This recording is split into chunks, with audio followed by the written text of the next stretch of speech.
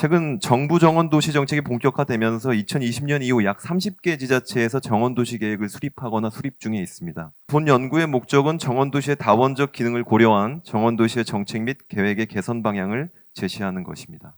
정원도시와 관련 있는 18가지의 도시 문제 및 이슈를 도출하였고, 정원도시의 3가지 속성과 10가지 가치 요소 그리고 다원적 기능 요소 19가지를 도출하였습니다. 분석 결과 정원도시와 관련 있는 도시 문제는 환경적 차원, 특히 기후위기로 인한 이상기후 문제가 가장 밀접한 관련이 있는 것으로 나타났고, 그 다음으로는 정신건강 문제 그리고 생물 다양성 감소 등의 문제도 관련성이 높은 것으로 나타났습니다. 정원도시계획과 관련 있는 법제도 및 계획을 공간 그리고 도시계획, 도시유형, 기능 이렇게 4가지 측면에서 살펴보았습니다. 마지막으로 정원도시 계획 방향 및 과제입니다. 정부와 지자체는 정원도시 계획을 수립할 때 정원도시와 관련이 있는 주요한 도시 문제인 기후위기와 적응과 완화, 그리고 신체적 정신적 건강 증진, 생물 다양성 증진, 그리고 탄소 중립 도시 및 산업 체계 구축을 우선적으로 고려할 필요성이 있는 것으로 나타났습니다.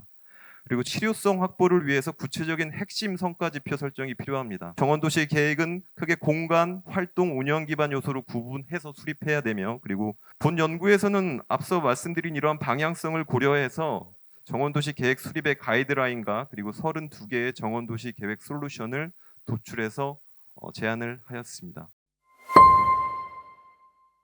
작년에 본 기관이 농촌공간 중앙지원기관으로 지정이 되면서 본 사업은 농촌공간 정책 및 지자체 농촌공간 계획 수립을 지원하고, 그리고 농촌공간 연구센터를 중심으로 해서 농촌공간 계획 발전을 위한 계획 수립 기준을 연구하는 것으로 집중하고 있습니다. 공간정책 지원 부분에 있어서는 작년에는 시행령과 규칙을 제정하는 업무를 지원하였고, 또 국가 기본 방침 그리고 농촌공간 재구조화 및 재생 기본계획 수립 지침과 시행계획 수립 지침 그리고 통합지침 재정 지원도 지원하였습니다. 법정 업무로 수행한 것들은 법률이 시행됨에 따라 법정계획으로 도입된 농촌공간 기본계획을 시군이 수립할 때 이것들이 좋은 사례가 만들어질 수 있도록 시범적으로 선정이 된 5개 시군에 대해서 저희가 컨설팅을 지원한 부분이 되겠습니다. 농촌의 토지 이용은 점적으로 분산적으로 혼재되어 있는 것이 가장 큰 특징이면서 한계 요인이기도 합니다. 집합적으로 이해하기 위해서 전국의 139개 시군을 대상으로 1,402개 읍면 14,900여 개의 법정리를 대상으로 해서 농촌 토지 이용의 유형 분석을 시행하였고요. 지표는 약 16개 정도를 개발하였습니다. 마지막으로는 토지용 개편과 농촌 특화지구 연계 운영 방안을 제시하여서 부정적 외부 효과를 야기하는 토지 이용들을 집단적으로 재배치하고 기능적으로 분리할 수 있는 필요가 있는 대상 지역을 어떻게 찾을 수 있는지에 대한 지표 개발과 그것들을 농촌공간 계획 프로세스 상에서 운영할 수 있는 방향을 제시한 바 있습니다. 작년 12월에 저희 나라가 초고령 사회로 진입을 했습니다. 전 세계에서 제일 빠른 상황입니다. 지금 여러 가지 노인 정책들을 강화하고 있는데, 예를 들면 23년에 노인복지법 개정을 통해서 고령 친화 도시가 도입이 되었고, 24년에 작년에는 돌봄통합지원법으로 내년부터는 전국적으로 통합돌봄 지원이 시행이 됩니다. 그리고 여러 가지 복지와 주거 정책이 결합된 대책들이 나오고 있어서 이 부분에 대한 연구가 굉장히 시급한 상황입니다. 재작년에 저희가 고령자의 돌봄 서비스 수요자를 고려한 주거 지원 방향 연구라고 해서 진행을 하였습니다. 그래서 안산시를 대상으로 돌봄과 주거를 어떻게 연계할 거냐를 주거 지원 방법론을 만들어서 진행을 하였습니다. 도시 지역의 돌봄 여건과 농촌 지역의 돌봄 여건이 확연히 다릅니다. 그래서 24년에 농촌 지역을 했는데 돌봄의 수요자와 공급의 특성을 가지고 저희가 공간을 유형화해서 수요가 많은 지역과 서비스가 충분한 지역, 이렇게 수요와 공급의 다소를 가지고 공간을 유형화하고 그 유형별로 어떠한 주거 지원이 들어가는 게 맞느냐를 이제 저희가 인식조사라든지 여러 가지 전문가 자문을 통해서 이제 만들어서 이렇게 군집별로 적정한 주거 지원 서비스 형식을 만들어서 제안을 했고요. 결과적으로 저희가 고령자 복지주택, 케어 안심주택, 그다음에 서비스 거점 공간 이러한 것들의 입지를 우선군에 제안을 했고, 고령자 복지주택 입지가 의성군에서 활용할 수 있거나 그런 거를 검증을 했고, 의성군에서도 이제 이 자료를 가지고 이제 추 2단계 사업을 진행하기로 하였고, 이제 저희가 올해도 이제 그 부분을 계속 지원할 계획입니다. 공간 복지에 대한 기본적인 패러다임 또는 국가 정책 기조로서의 어떤 공간 복지의 방향성, 또 구체적인 정책의 전개, 그다음에 제도적인 장치, 그다음에 여기에 필요한 구체적인 공간 복지 관련한 과제, 또 앞으로의 지향, 이런 것들을 기본적으로 좀 전제하고 오늘 발표된 내용들의 조금 부분적인 내용들을 같이 논의해도 좋겠습니다만은. 저희 연구원 2007년 개소 이래 건축도시 공간에 대한 질적인 성장 부분, 그리고 이제 국민의 삶의 질 제고에 공간이 어떻게 기여해야 할까라는 부분에 있어서 지속적으로 저희 모든 연구의 저변에 깔려 있었던 그 주제가 공간 복지였다고 생각을 합니다. 그 저변에 이제 공간 복지를 어떻게 정의했었냐면, 누구나 이제 국민의 어떤 소외됨 없이 지역사회를 기반으로 국가 혹은 공공이 제공해야 되는 인프라를 포함한 그 보편적 복지의 영역을 저희가 공간복지로 보았습니다.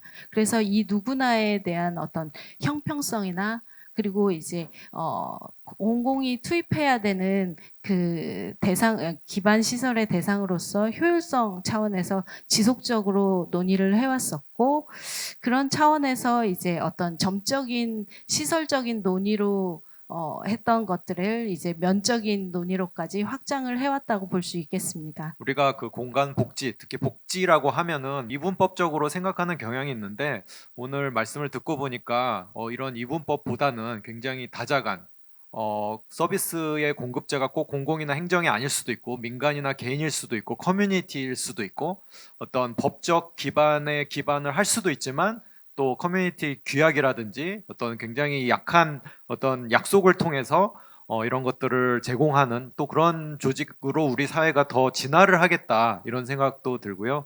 또 수혜자가 따로 있는 게 아니라 이런 수혜자들이 또 최소한의 어떤 교육을 받거나 자격을 갖추면 또 공간복지의 공급자가 되고 그런 여건을 만드는 사람이 될 수도 있겠다, 저는 이런 개인적인 생각을 하나 했고요.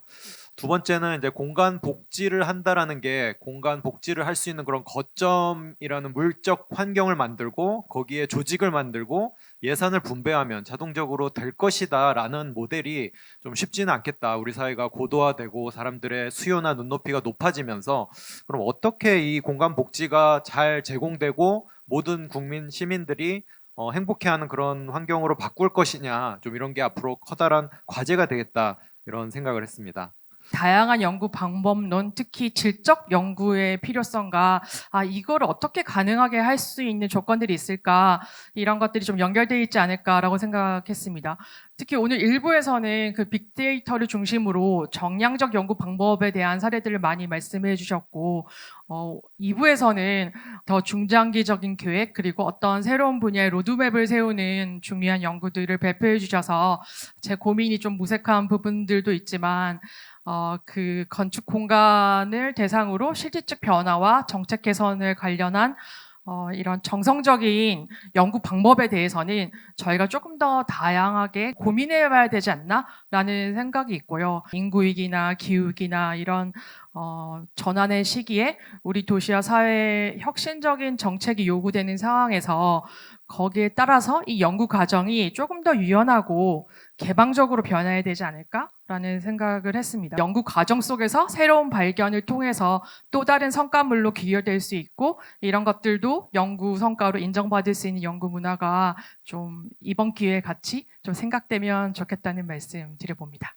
오늘 세 꼭지의 그 주제들이 우리 지금 국토공간 연구에 있어서의 시의성과 연구 심도, 이런 측면에서 봤을 때 굉장히 의미가 있다. 특히 그 여혜진 박사님께서 말씀한 데이터를 기반으로 해서 공간에 대한 분석을 했다면은 거의 한국형 농촌 공간에 대한 큰 시금석이 될 수 있겠다.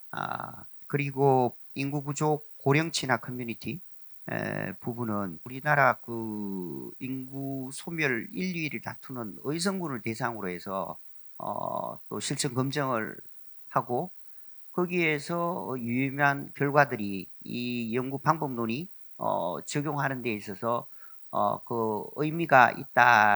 그리고 마지막으로는 정원도시 정책 관련해서 유엔에서도 이 지구 기후 환경 기후 위기 문제를 어떻게 해결하는 게 좋을까라고 했을 때 자연 기반 해법들이 어떻게 도시의 특히 열섬 현상이라든지 기후 변화에 대응할 것인지에 대해서 심도 깊은 이야기들을 계속 논의를 하고 있습니다. 그런 측면에서 오늘 정원 도시에서 현재 논의되고 있는 문제를 잘 짚어주셨다고 생각을 합니다. 오늘 그 공간복지라는 주제의 새 발제를 들으면서 국토부는 이제 공간복지를 포함해가지고 이제 건축과 공간의 퀄리티 향상을 위해서 노력하겠다라는 말씀을 드리고 싶고요. 건축이랑 공간은 사실 전 국토에 걸쳐서 사실 국토가 아니고 우주 공간에도 이제 적용되는 개념이잖아요. 저희 건축정책관님께서 이런 말씀을 하셨어요. 건축국의 업무가 순수한 건축 영역에만 이제 한정된다고 생각하기 시작하면 이제 스스로를 한정시키는 것이고 건축이 중요하다고 외부에 주장할 때 설득력이 떨어질 수밖에 없다.